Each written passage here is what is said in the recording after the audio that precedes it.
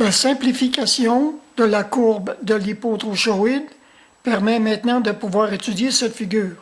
En effet, les nouvelles formules énoncées mènent à une compréhension plus concrète de cette abstraction formulée.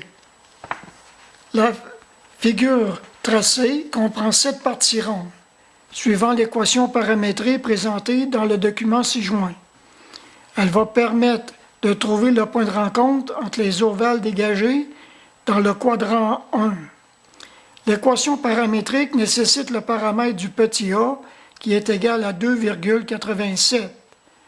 Le départ de la courbe se trouve à x est égal à 4,87, y est égal à 0 et t est égal à 0.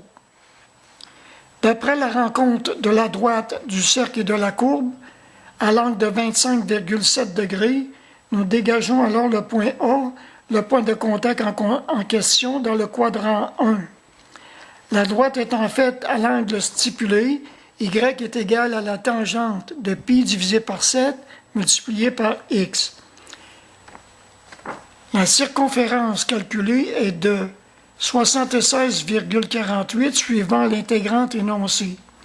L'intervalle est établi avec la valeur globale de θ, soit 2π.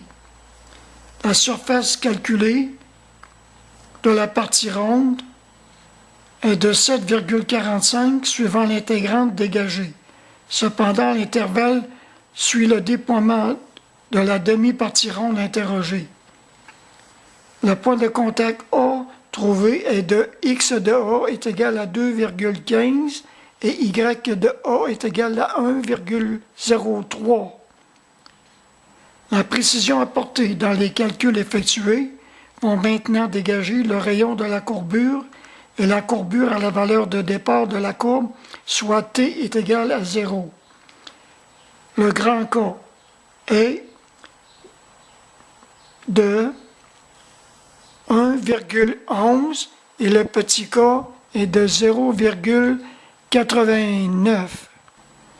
Évidemment, le grand K multiplié par la courbure est égal à 1. Voilà ainsi une nouvelle réflexion de la courbe de l'hypotrouchoïde suivant le discernement établi mathématisablement dans cet énoncé.